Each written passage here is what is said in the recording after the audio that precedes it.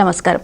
సర్వమంగళ మాంగళ్యే శివే సర్వార్థ సాధికే శరణ్యే త్రయంబకే దేవి నారాయణి నమోస్తుతే.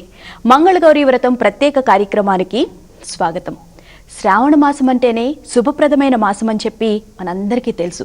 మరి శ్రావణ మాసం వచ్చిందంటే ప్రతి ఒక్కళ్ళు మహిళలు ముఖ్యంగా మంగళగౌరి వ్రతాన్ని చేసుకోవడంతో పాటు వరలక్ష్మి వ్రతాన్ని, అలాగే ఈ మాసంలో ఎన్నో పండుగలు, నాగుల పంచమి దగ్గర నుంచి శ్రీకృష్ణ జన్మాష్టమి, అలాగే పోలేర అమావాస్య వరకు ప్రతిరోజు మనకి ఎంతో విశేషమైన రోజు. మరి మంగళగౌరి వ్రతాన్ని ముత్తైదువులే చేసుకోవాలా, లేకపోతే పెళ్లి కాని వాళ్ళు కూడా చేసుకోవచ్చా?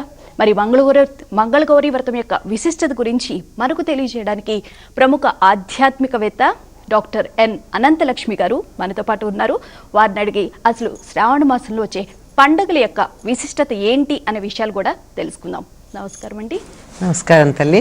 ముందుగా మనకి ఈ రోజు శ్రావణ మాసం అనేది ప్రారంభమైంది.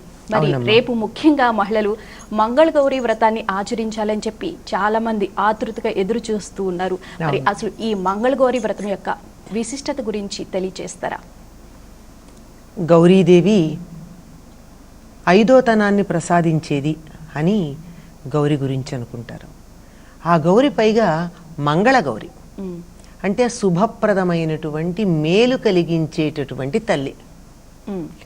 అందువల్ల ఆ గౌరీదేవిని గనక ప్రార్థించినట్టయితే అన్ని రకాలైనటువంటి శుభాలు కలుగుతాయి అని చెప్పి మంగళగౌరీ వ్రతాన్ని తప్పనిసరిగా పెళ్ళైనటువంటి ఆడపిల్లలందరూ కనీసం ఒక 5 ఏళ్ల పాటు చేసుకుంటూ ఉంటారు. దాని ప్రయోజనం ఏమిటి అంటే, మామూలుగా ఏం చెప్పుకుంటాం, గౌరీదేవిని ప్రార్థించటం వల్ల ఐదోతనం అధికంగా ప్రసాదిస్తుంది గనక గౌరీదేవిని ప్రార్థిస్తామని. మంగళ ఎందుకు దాంతోపాటు అంటే అన్ని రకాలైనటువంటి మంగళాలు. మంగళసూత్రంబునెంతన మది నమ్మేదు మేలని ప్రజకున్ ఆవిడ మృంగెడివాడు విభుండని మృంగెడిదియు గరళమనియు మేలని ప్రజకున్ మృంగుమనే. ఎవరావిడ? సర్వమంగళ, అందరికీ శుభాన్ని కోరుకునేటటువంటి తల్లి. అందువల్ల మృంగుమనే, మృంగమంది. ఎందుకని? మంగళసూత్రంబునెంత మది నమ్మినదో, తన మంగళసూత్రాన్ని బాగా మనస్సులో నమ్ముకుంది గనక భర్తని, పర్వాలేదులేవయ్యా, నువ్వు విషం తిన్నా నా మంగళసూత్రం యొక్క బలం వల్ల నీకేమీ కాదని చెప్పింది అని అంటాం. కానక్కడ మంగళసూత్రము అంటే ఒక సిద్ధాంతం. ఒకవేళ శివుడు కానీ విషాన్ని మింగలేదనుకుందాం, ఏమవుతుంది? ఆ విషం హాలాహలం అందరినీ మింగుకుంటూ వచ్చేస్తుంది. అందరిలో వీళ్ళు కూడా ఉంటారు. వీళ్ళ బ్రతికి బట్ట కట్టాలన్నా ఆ విషాన్ని ఎవరో ఒకళ్ళు మింగాల్సిందే కదా. కనుక మేలని ప్రజకు అందరికీ మేలు కలుగుతుంది. ప్రజ అంటే ఇక్కడ సంతానం అనే అర్థం చెప్పచ్చు, అందరూ అని కూడా చెప్పచ్చు. జీవులందరికీ కూడా మేలు కలుగుతుందని, ఒకరికి మేలు కలిగినప్పుడు దానివల్ల మాకు కూడా మేలు కలుగుతుంది అనే సిద్ధాంతాన్ని మనస్ఫూర్తిగా నమ్మింది గనక సర్వమంగళ, అందరికీ కూడా మంగళం కలగాలని కోరుకుంది గనక ఆవిడ మంగళసూత్రాన్ని నమ్మింది. మంగళము అనబడేటటువంటి అందరికీ మేలు కలుగుతుందనే ఒక సూత్రం, ఒక సిద్ధాంతం, ఒక నియమం, ఒక విషయాన్ని నమ్మింది గనక మృంగమని చెప్పింది అని చెప్తారు. అలా అందరికీ శుభం కలగాలని కోరుకునేటటువంటి తల్లి సర్వమంగళ. అటువంటి మంగళ, సర్వమంగళ అయినటువంటి గౌరీదేవిని పూజించినట్టయితే అన్ని శుభాలు కలుగుతాయి అని చెప్పి ఒక విశ్వాసం ఉంది. అంతేకాదండి, మనమే కాదు, రుక్మిణీదేవి కూడా తన వివాహానికి ముందు గౌరీదేవిని పూజించింది. అంతే కదా. ఉమామహేశ్వర్లు ఇద్దరినీ కలిపి పూజించింది. ఎప్పుడు కూడా ఒకళ్ళని పూజించరు. గౌరీదేవిని పూజిస్తూ ఉంటే పక్కనే గౌరీపతి ఉంటాడు కనుక ఇద్దరినీ కలిపి ఆవిడ పూజించింది అని మనకి తెలియచెప్తూ ఉన్నారు. శుభం కోరుకునేవారు గౌరిని పూజిస్తారు. అంటే పెళ్లి కాని వాళ్ళు కూడా శుభం కోసం అని చెప్పి ఈ వ్రతాన్ని ఆచరించవచ్చమ్మా. అంటే పిల్లలకి తొందరగా అలవాటు చేయాలనే ఉద్దేశంతో పూర్వం కన్యగౌరి నోమని నోయించేవారు. అంటే వివాహం కాకుండానే ఈ మంగళగౌరి వ్రతం ఎలా చేయాలో అలవాటు అవుతుందని ఇంట్లో ఎవరైనా చేసుకుంటూ ఉంటే వీళ్ళు కూడా వెనకాల చేసుకుంటూ ఉండేవాళ్ళు. అంటే మొత్తం వివాహానికి ముందు పూర్తి చేసుకోకూడదు, ఆ తరువాత 1-2 సంవత్సరాలు అయిన తర్వాత చేస్తారు. అది అలవాటు పడ్డ వాళ్ళు ఏం చేస్తారంటే ఈ ముందు చేసిందంతా మాకు లెక్కలేదు అని మళ్ళీ 5 ఏళ్ళు చేసుకుంటారు. పెళ్ళైన అంటే తర్వాత మళ్ళీ అలవాటు కోసం చేయడం ఉంటుంది. అలా చేస్తే కూడా మంచిదే. అంటే అసలు 5 సంవత్సరాలే ఎందుకు వరుసగా చేయాలంటారు? తర్వాత మన ఇష్ట ప్రకారం చేసుకుంటాం, కానీ మొదట 5 సంవత్సరాలు మాత్రం పెళ్ళైన తర్వాతే ఎందుకు నోచుకోవాలంటారు ఈ వ్రతాన్ని? 5 సంవత్సరాలే కదా, కనీసం 5 సంవత్సరాలమ్మా. ఎందుకంటే ఏదైనా ఒకటి అలవాటు కావాలి అంటే 3 గాని 5 గాని. ఇది వ్రతం ఉద్యాపన ఉంది. ఉద్యాపన ఉన్నటువంటిది అంతటితో అయిపోతుంది గనక. మరి కొన్ని వ్రతాలకి ఉద్యాపన ఉండదు. ఉదాహరణకి ఈ మాసంలోనే నోచుకునేటటువంటి వరలక్ష్మి వ్రతం ఉంది. వరలక్ష్మి వ్రతానికి ఉద్యాపన లేదు, అందువల్ల ఎన్నేళ్లైనా నోచుకోవచ్చు. ఉద్యాపన అంటూ ఒకసారి ఉన్నట్టయితే దానికి ఒక కాల పరిమితి పెట్టాలి. అందువల్ల 5 పంచప్రాణాలకి పంచభూతాలకి ఇత్యాదులంటికి సంకేతం గనక 5 ఒక ప్రధానమైనటువంటి సంఖ్య గనక 5 సంవత్సరాలు నోచుకోమని పెద్దవాళ్ళు చెప్పడం జరిగింది. సరేనండి, ఒక కాల్ తీసుకుందాం. హలో హలో హలో నమస్తే అండి, మీ పేరు? నమస్తే అండి, మీ పేరు? గాయత్రి, కల్లూరండి. గాయత్రి గారు ఎక్కడి నుంచి కాల్ చేస్తున్నారు? గాయత్రి గారు, మీరు టీవీ చూడకుండా మాట్లాడండి. మీ ప్రశ్న ఏంటో అడగండి. డాక్టర్ అనంతలక్ష్మి గారు ఉన్నారు. రేపు మంగళగౌరి వ్రతానికి సంబంధించి మీకు ఏమైనా సందేహం ఉంటే అడగండి. నమస్కారం అండి. చెప్పండి, వింటున్నారు. నమస్కారం గారు. గాయత్రి గారు, మీరు టీవీ చూడకుండా మాట్లాడండి. చెప్పండి అమ్మా. నమస్కారం అండి. నమస్కారం. నేను అడగబోయేది ఏంటంటే అండి, ఈ మంగళగౌరి నోము అనేది పెళ్లి కాని పిల్లల చేత ఇప్పుడు గ్రామంలో సామూహికంగా అందరూ కలిసి పెళ్లి కాని పిల్లలందరూ చేసుకోవచ్చా అనేది నా డౌట్. దాని గురించి వివరంగా చెప్పండి. పెళ్లి కాని పిల్లలందరినీ గ్రామంలో ఒక దగ్గర చేసి ఈ గౌరీ దేవి వ్రతాన్ని చేసుకోవచ్చు. అంటే పెళ్లి కాని పిల్లలు కూడా చేసుకోవచ్చు. ఒకే చోట కూర్చుని సామూహికంగా చేసుకోవచ్చమ్మా. ఏవైనా సరే వ్రతాలు నోములు ఒక్కళ్ళు చేసుకున్న దానికన్నా ఎక్కువ మంది చేసుకున్నట్టయితే ఎక్కువ ఫలితం ఉంటుంది. తప్పనిసరిగా ఎంతమంది అయినా కలిసి కూర్చుని చేసుకోవచ్చు. సరేనండి, మరో కాల్ తీసుకుందాం. హలో హలో హలో నమస్తే అండి, మీ పేరు? ఓకే, కాల్ కట్ అయినట్టుందండి. అలాగే ఈ మంగళగౌరి వ్రతాన్ని ఆచరించేటప్పుడు కన్ని ముత్తైదులు కూడా, అంటే కన్ని పిల్లలతో కూడా ఆచరిస్తారు 5 సంవత్సరాలు చేసుకుంటే. అది వివాహం అయిన తర్వాత అవి కూడా లెక్కలోకి వస్తాయి అంటారా? అసలు వస్తాయమ్మా. 5 సంవత్సరాలు చేసుకోవాల్సింది అది కూడా లెక్కలోకి అది కూడా వస్తాయి. ఎందుకంటే కనీసం 1 2 పెళ్ళయ్యాక చేసుకోవాలి. అంతకు ముందు కూడా లెక్క వస్తాయి. అయితే కొంతమంది అవి లెక్క రాదు, చేసుకోకూడదు, తప్పు, అది అనాచారము అని అనటం కూడా విన్నాము. అధికం ఫలం. చేసుకుంటే తప్పేమిటి? చిన్నతనం నుంచి చక్కగా చేసుకోవడంలో ఎలాంటి తప్పు లేదు. పైగా మంగళగౌరి వ్రత కథలోనే ఆ అమ్మాయి చెప్తుంది, సుశీల అన్న అమ్మాయి, మా ఇంట్లో ఇది చేసుకునే అలవాటు ఉంది, అందువల్ల మాకు వైధవ్యం అన్నది ఉండదు అని చెప్పింది. అంటే ఈ పిల్ల కూడా తల్లితో పాటు చేసుకుంటేనే కదా తెలిసేది, లేకపోతే ఎట్లా తెలుస్తుంది? తెలిసే ఉంటుంది. సరేనండి, మరో కాల్ తీసుకుందాం. హలో హలో హలో హలో నమస్తే అండి, మీ పేరు? హలో నమస్తే అండి, మీ పేరు? నమస్తే అండి, నా పేరు శాలిని అండి, కరీంనగర్ నుంచి మాట్లాడుతున్నాను. చెప్పండి శాలిని గారు. అయితే ఏం లేదండి, ఇది ఏమన్నా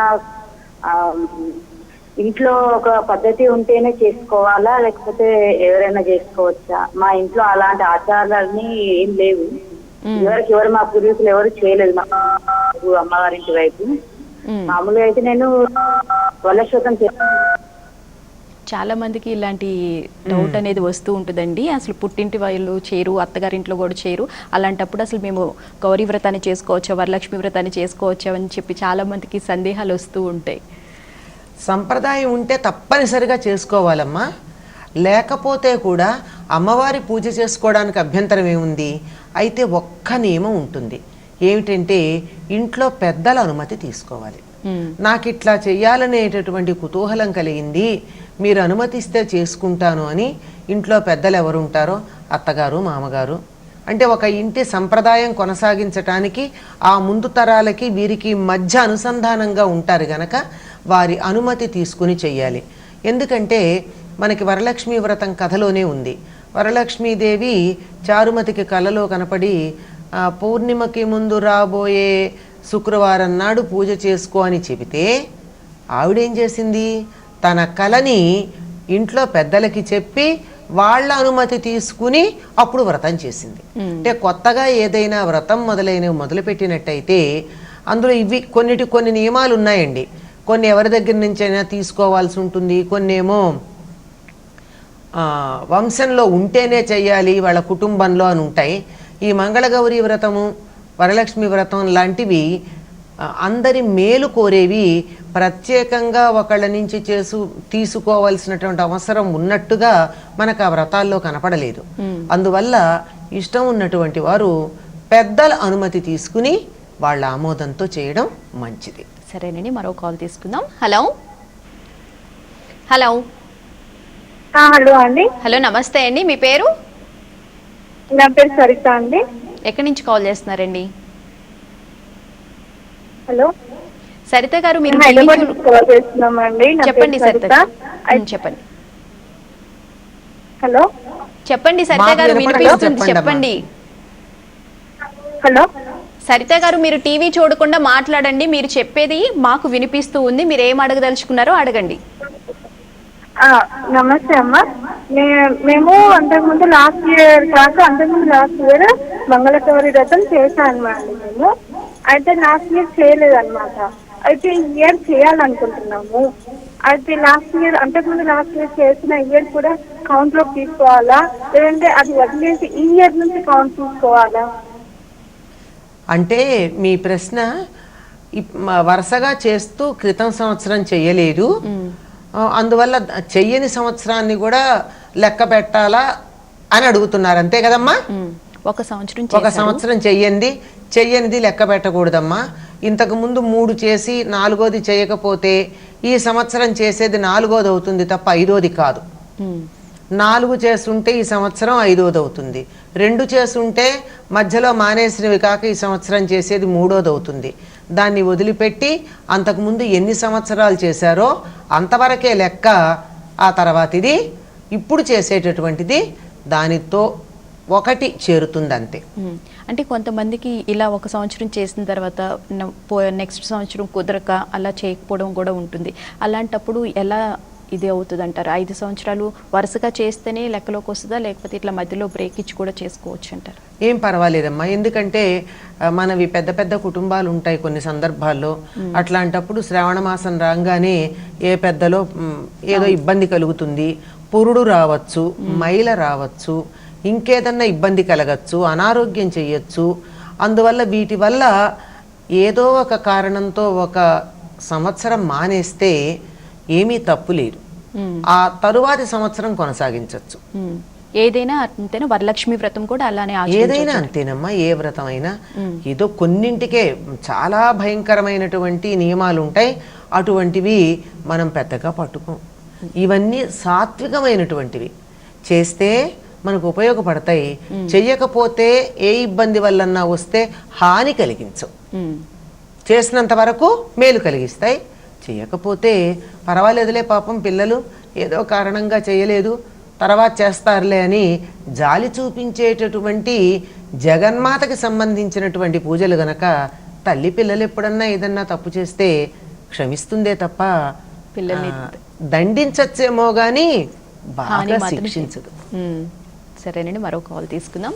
హలో హలో, నమస్తే అండి. మీ పేరు? నా పేరు గాయత్రి అండి. ఎక్కడి నుంచి కాల్ చేస్తున్నారండి? బెంగళూరు నుంచి ఫోన్ చేస్తున్నా. సరే, డాక్టర్ ఎన్ అనంతలక్ష్మి గారు ఉన్నారు, మాట్లాడండి. ఓకే గురుగారు, నమస్కారం అండి. నమస్తే అమ్మా. హలో హలో, చెప్పమ్మా. మా పెళ్ళయి 25 సంవత్సరాలు అయిందండి. పెళ్ళైన కొత్తల్లో నోవు పడదామంటే మా అత్తగారికి మా మామగారికి శరీరం బాగుండగా పట్టలేదు. అప్పుడు 25 సంవత్సరాలు అయిపోయింది, ఇప్పటిదాకా నోవు పట్టడానికి మాకు కుదరలేదు. కాకపోతే మంగళగౌరి నోవు వ్రతాలు ఉన్నాయి మాకు. అది ఇన్ని సంవత్సరాల్లో పట్టాలి, అప్పుడు పట్టాలి, ఇప్పుడు పట్టాలి అన్న ఏమన్నా నియమాలు ఉన్నాయా? మాకు ఒంటరిగా చేసుకోవాలంటే మాకు ఇప్పుడు భయం వేస్తుంది. అమ్మా ఎప్పుడైనా పట్టచ్చమ్మా, తప్పేం లేదు. తప్పనిసరిగా చేసుకోవాలన్న కుతూహలం ఉన్నప్పుడు మీరు ఈ సంవత్సరమైనా, కుతూహలం అయితే ఉన్నది, కాకపోతే 25 ఏళ్ళైనా పర్వాలేదమ్మా, 50 ఏళ్ళైనా చేసుకోవచ్చు, ఏముంది, తప్పనిసరిగా చేసుకోవచ్చమ్మా. అందులో మీ కుటుంబంలో ఉందన్నారు కదా, కొనసాగించవచ్చు. ఈ సంవత్సరం పట్టచ్చు, మంచిదే ఈ ఏడాది. సరేనండి. ఒక